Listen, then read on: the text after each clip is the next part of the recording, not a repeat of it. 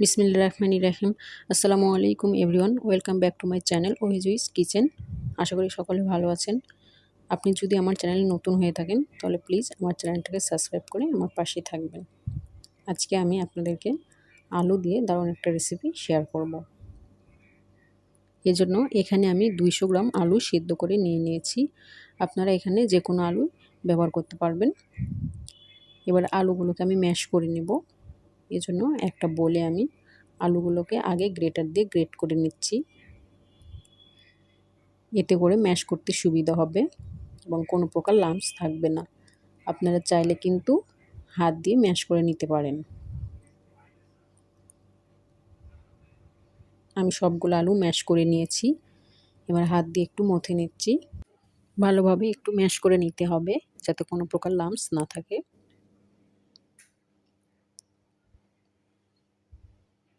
আমার আলুটা ম্যাশ করা হয়ে গিয়েছে। এবার এখানে আমি অ্যাড করে দেব 2 টেবিল চামচ কর্নফ্লাওয়ার। এবার অ্যাড করে দেব 1 টেবিল চামচ ময়দা। আপনারা চাইলে কিন্তু সম্পূর্ণটা ময়দা দিয়েও করতে পারেন। হাফ চা চামচ লবণ দিয়ে দিলাম। এবার দিয়ে দেব হাফ চা চামচ গোলমরিচ গুঁড়া। এবার এখানে আমি অ্যাড করে দেব 1 প্যাকেট নুডলস মশলা।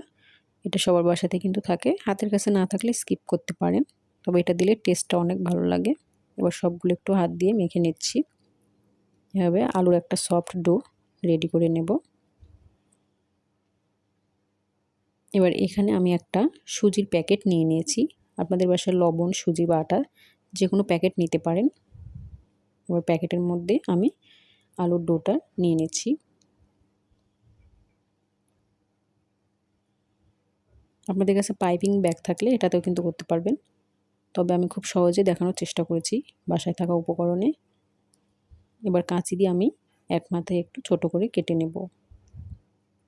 এবার এগুলো আমি ভাজার জন্য চুলায় চলে যাব। চুলায় আমি আগে থেকেই একটা প্যানে পর্যাপ্ত পরিমাণ তেল গরম করে নিয়েছি। দেখুন আমি কিভাবে ফ্রেঞ্চ ফ্রাইয়ের শেপটা দিয়ে দিচ্ছি। জিলাপির মতো করে কিন্তু দিয়েছি। হাত দিয়ে একটু চাপ দিলে কিন্তু খুব সহজভাবেই পড়ে যায় এবং কাঁচি দিয়ে কিন্তু এক মাথা কেটে দিয়েছি। আপনারা কিন্তু আপনাদের পছন্দ মতো ডিজাইন করে দিয়ে দিতে পারেন। এরকমটাই দিতে হবে এমন কিন্তু না।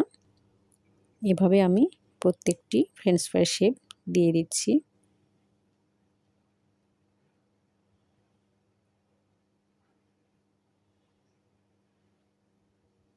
খুব সহজেই কম উপকরণে কিন্তু আপনারা বাসায় এই রেসিপিটি তৈরি করতে পারেন। এবার এগুলোকে আমি উল্টে পাল্টে একটু গোল্ডেন ব্রাউন করে ভেজে নেব। 3 থেকে 4 মিনিট মিডিয়াম হিটে ভেজে নিলে কিন্তু হয়ে যাবে। আমি ফ্রেঞ্চ ফ্রাইগুলো সবগুলো গোল্ডেন ব্রাউন করে ভেজে নিয়েছি। এবার তেল ছেঁকে উঠিয়ে নিচ্ছি।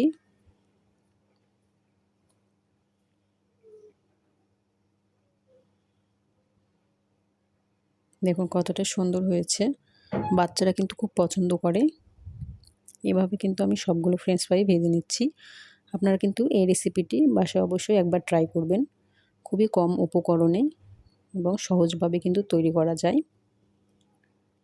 এবং কেমন হয়েছে অবশ্যই আমাকে কমেন্ট করে জানাবেন। এভাবে আমি সবগুলো ফ্রেঞ্চ ফ্রাই ভেজে নিয়েছি। দেখুন আপনাদেরকে দেখিয়ে দিচ্ছি কত সুন্দর হয়েছে। ওপর থেকে ক্রিসপি, ভেতর থেকে কিন্তু নরম, খেতে দারুণ লাগে। আমার রেসিপিটি ভালো লাগলে অবশ্যই লাইক, কমেন্ট অ্যান্ড শেয়ার করে দেবেন এবং এরকম দারুণ রেসিপি পেতে বেল বাটনটি ক্লিক করে রাখবেন। ভালো থাকবেন সবাই। আল্লাহ হাফেজ।